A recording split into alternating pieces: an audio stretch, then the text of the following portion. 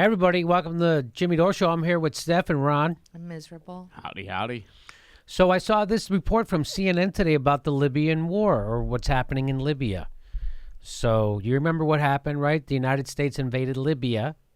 Or we didn't invade. What did we do? We armed and backed Al-Qaeda and other rebel forces inside of a civil war inside of Libya to overthrow Gaddafi. And we also helped. Okay, so with air support and what have you. So here's the report from CNN. Ready?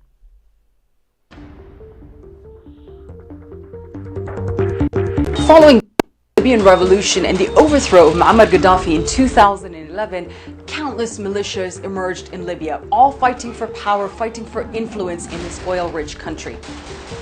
The political infighting, the chaos, no real government in charge, and with porous borders and this large country awash in weapons all created that perfect environment for jihadist groups. Oh, so that's what created the perfect environment? That's weird. It's weird. So let's watch the whole thing and then... Some of them with links that go back decades to Libya to thrive in the country, especially in the east in cities like Benghazi and Derna, and also in the south of Libya. Militant training camps were also set up in different parts of the country, and fighters traveled from there to Syria. In late 2014, early 2015, ISIS's Libyan affiliate claimed responsibility for some high-profile attacks, released gruesome videos of beheadings. Like Mosul in Iraq and like Raqqa in Syria, ISIS captured one of Libya's main cities, Sirte, and it ruled it ruthlessly until December of 2016, when Libyan forces backed by US air power recaptured that city. But the end of ISIS in Sirte does not mean an end to ISIS in Libya. The country remains lawless. It remains divided. Different governments, different parliaments, backed by various militias, all claiming legitimacy, all still fighting for power. The same circumstances that led to the rise of ISIS. That's funny. That's the circumstances that led. The circumstances that led is all these militia groups fighting for power, just out of nowhere. Okay. Libya in the first place. So there you go. That's what started it all in the first place. As far as I'm concerned, they did not come close to telling us what started it all in the first place. Did they? To your satisfaction? What started the Libya war? Here's well, I don't know. Let's go to the Foreign Policy Journal. Hillary's emails. This is from the Foreign Policy Journal. It says Hillary's emails reveal true motive for Libya intervention. This is from January 6, 2016. Newly disclosed emails show that Libya's plan to create a gold-backed currency to compete with the euro and dollar was the motive for NATO's intervention.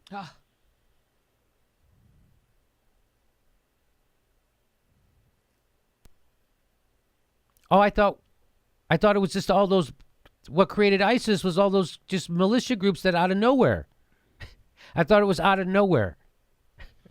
According to CNN, they'll never tell you what started. What? How did ISIS get started in Libya? We created them and then we funded them. Admission of rebel war crime. Oh, by the way, this is from her emails, that the newly disclosed emails show that Libya's plan to create a gold-backed currency to compete with the euro and the dollar was the motive for NATO's intervention. Admissions of rebel war crimes, special ops trainers inside Libya from nearly the start of protests. Because remember, that's the story is the Arab Spring started. Remember in 2011, it was the Arab Spring. It was all these spontaneous uprisings of people wanting freedom. It's not what the emails reveal. The emails reveal that we were in there instigating and training, funding, and arming rebels to start a revolution. It says special ops trainers inside Libya from nearly the start of protests. Al-Qaeda embedded in the United States backed opposition. Again, we're funding Al-Qaeda in Libya.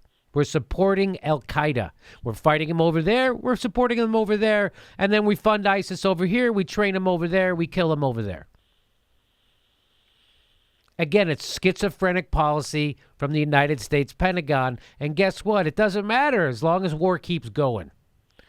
So Al-Qaeda embedded in the U.S.-backed opposition, Western nations jockeying for access to Libyan oil. This is what the emails revealed. Western nations jockeying for access to Libyan oil, the nefarious origins of the absurd Viagra mass rape claim, and concern over Gaddafi's gold and silver reserves threatening European currency. That's what the emails revealed. That is what the emails revealed. You want to know what else they revealed? This is what they also revealed. There is, however, ample documentation by journalists, academics, and human rights groups demonstrating that black Libyan civilians and sub-Saharan contract workers, a population favored by Gaddafi in his pro-African Union policies. So get what they're saying. They're saying black Libyans in Libya, black Africans in Libya, were targets of racial cleansing by rebels. Again, remember, we're backing the rebels. The United States backed the rebels, Al-Qaeda, were targets of racial cleansing by rebels who saw black Libyans as tied closely to the regime. So they're ethnically cleansing black people in Libya, the people we're supporting. Black Libyans were commonly branded as foreign mercenaries by the rebel opposition for their perceived general loyalty to Gaddafi as a community and subjected to torture, executions, and their towns liberated by ethnic cleansing. That's what our side did. That's what our side did. Went out and ethnically cleansed black people in Libya. This is demonstrated in the most well-documented example of Tawerga, an entire town of 30,000 black and dark-skinned Libyans, which vanished by August 2011 after its takeover by NATO-backed NTC Misratan brigades. 30,000 black people, a town vanished after NATO showed up. After the NATO-backed NT. So that's who we're in bed with. So that's, we're so shocked to our core by what Assad is doing. We're backing the people committing genocide of black people in Libya. Though the French proposed UN Security Council Resolution 1973 claimed the no-fly zone implemented over Libya was to protect civilians, an April 2011 email sent to Hillary with the subject line, France's client and Gaddafi's gold, tells of less noble ambitions. So again, the governments are lying to you. Whenever they go to war, they're lying to you. Oh, we're doing it for the people. Well, what? Saddam's got WMDs. We're afraid that Assad's gassing his own people. We're trying to help people. We want to have a no-fly zone for the Libyan people, for the civilians. Turns out that's not what it was about. It was all about his gold. The email identifies French President Nicolas Sarkozy as leading the attack on Libya with 5 specific purposes in mind. So here's the 5 specific purposes that the French President Nicolas Sarkozy, this is why he wanted to go to war in Libya. Ready? Which we did. 1, to obtain Libyan oil. Number 1. Number 2, ensure French influence in the region. Number 3, increase Sarkozy's reputation domestically. Number 4, assert French military power. And number 5, prevent Gaddafi's influence in what is considered Francophone Africa. It's always about money. It's always a class war. Wars are always class wars. This is all about money. This is all about natural resources. It's all about money. This isn't about saving anyone. This is about helping anyone. This is about puffing up someone's own domestically, politically, and about stealing natural resources and protecting your own economy. Though this internal email aims to summarize the motivating factors driving France and by implication NATO's intervention in Libya, it is interesting to note that saving civilian lives is conspicuously absent from the briefing. Instead, the great fear reported is that Libya might lead North Africa into a high degree of economic independence. With the new Pan-African currency. Did you think it was anything else? Did you? Did you think like my podcasting buddy who thought we were there to help people? We're there to help people in the Mideast, in Africa. French intelligence discovered a Libyan initiative to freely compete with European currency through a local alternative, and this had to be subverted through military aggression. So they tried to take control of their own economy in Africa. France and Europe and NATO cannot have that. And so we're going to say we're trying to help people. So we go in, we take Al-Qaeda, we give them guns, we give them money, we train them. We say, hey, you start revolting against Gaddafi and we'll cover you. And we did. And we did. Why? So we could steal their natural resources? Like always, baby. Like always. So now, after you know the rest of the story, let's watch that CNN news report again. Let's do that again.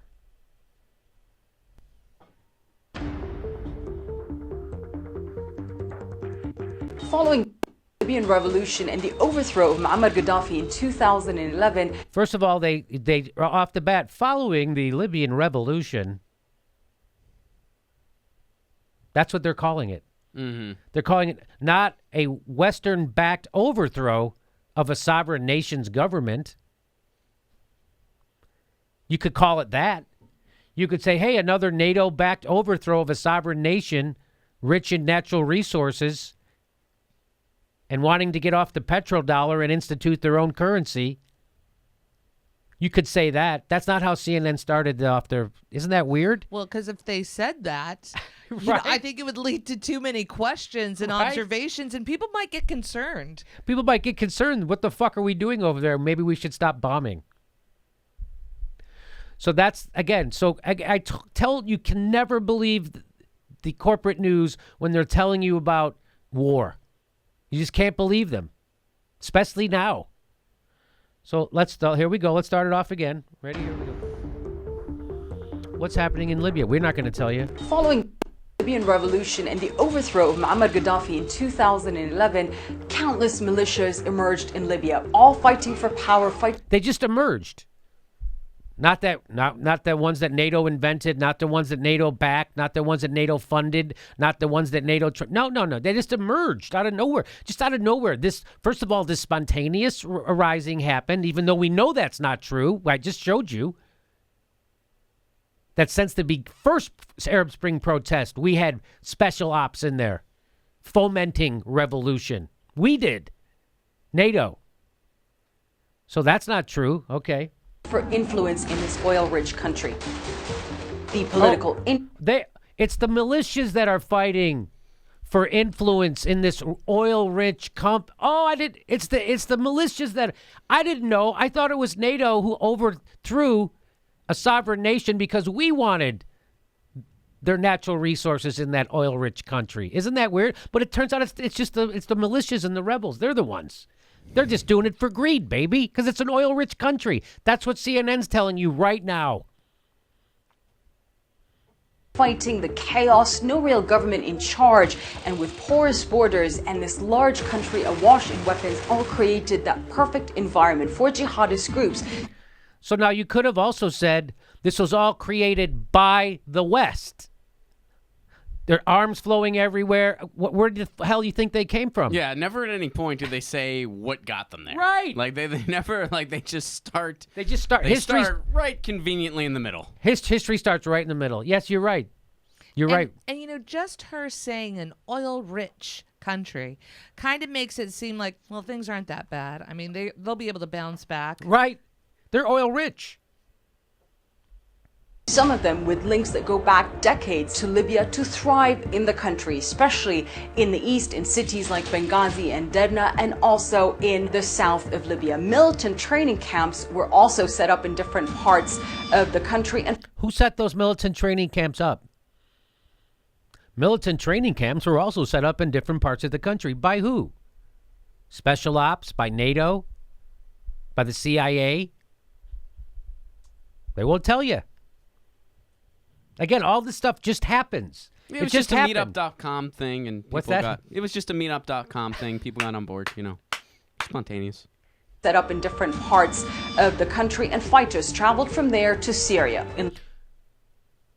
So fighters traveled from Libya. So we turned Libya into a failed state, a haven for terrorists, militias, lots of them that we're backing.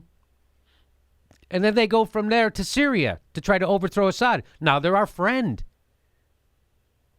They were our friend there too. They overthrew Gaddafi for us, Al-Qaeda, rebels, and then they go to Syria to help us overthrow Assad. Isn't that awesome? They don't tell you that. Late 2014, early 2015, ISIS's Libyan affiliate claimed responsibility for some high-profile attacks, released gruesome videos of ISIS's Libya affiliate.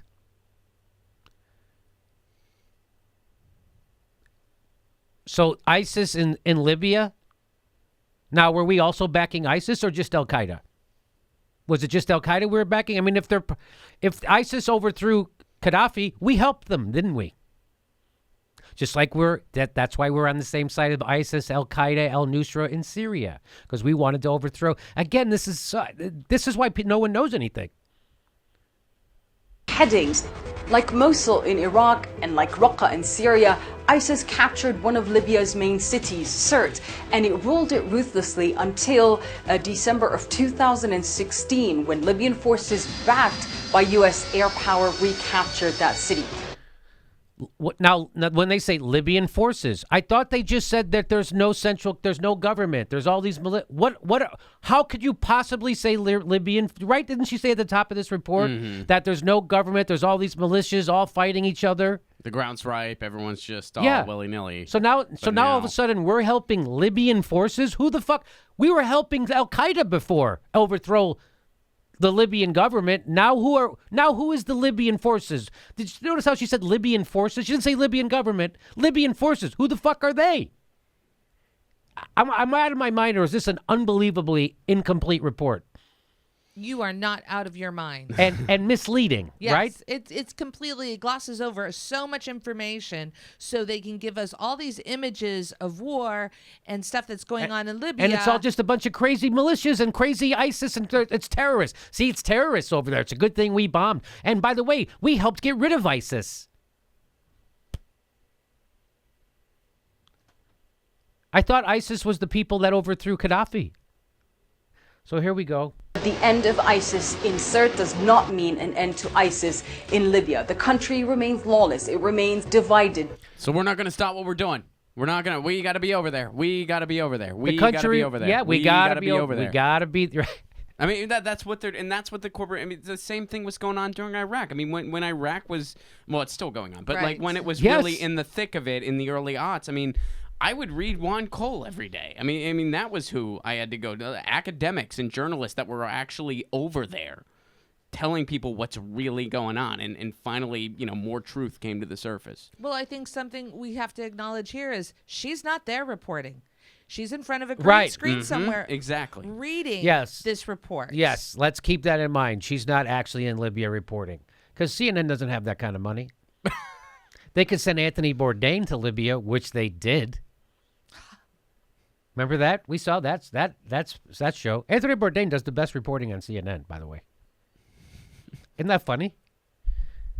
I learned more watching Anthony Bourdain about other countries and their culture and what's going on than anything on CNN. So let's see. Different governments, different parliaments backed by various militias. So different government, different parliaments backed by... So when you said Libyan forces, what the F are you talking about? Am I right? It's just a hodgepodge of stuff. There's a lot of shit going on, but any of the good guys, that's where we're at. So don't worry about it. We're good guys, us. claiming legitimacy, all still fighting for power. The same circumstances that led to the rise of ISIS in Libya in the first place. So who here is claiming legitimacy when NATO arrives? You tell me. Libyan forces, even though she said it's just a hodgepodge of just competing militias and parliaments, and you tell me. We're picking sides again. Why don't we get the fuck out of Libya, get the fuck out of Iraq, get the fuck out of Syria, and get the effing fuck out of Afghanistan? Can we do that? Can we? We're not gonna, because there's lots of money in it, baby. We're gonna have a $400 billion jet. Did you know that? $400 billion jet. So when they tell you we can't do single payer because who's gonna pay for it? You tell them we have a $400 billion jet. But Brian Williams thinks that jet is really fucking cool looking. That's right. It is so neat looking. Oh, we are guided by the beauty of our weapons. Just look at the beauty. Just look at the beauty. And look at it. You don't need your medicine when there's that kind of beauty on your screen. So again, if you wonder why we have endless war for endless peace in the Middle East and Afghanistan and in Iraq and Syria, now they want to go into Iran, now they want to start a fight with Russia, because there's a lot of money in it, baby. Trump just proposed a $55 billion. Do you know how much Russia spends on their entire military year? Somewhere around $60 billion. They have a GDP lower than South Korea. But this is the media. They just beat the drums for war, baby. It's all about terrorists, and we got to, because that's what that tells me is we got to keep fighting terrorism. That's what that report says. We got to beat back ISIS. It's still going. It's still going. It's still going. But at least in that report, they did point out that, you know what, here in the United States, we spend more on our military and defense than the next 13 countries combined. That was in there, right? Oh, no, that wasn't. No, Ron, I didn't see that. I guess they missed that. I guess they can't fit everything in. Yeah. They can't fit in how this all started, who's really responsible. They can't fit. And how much the United States is actually spending on all this stuff. They can't tell you any of that. They're just CNN. I mean, they're just CNN. They're just CNN. They're just a multi-billion-dollar news organization. They're just CNN. And you wonder why people get their news from YouTube.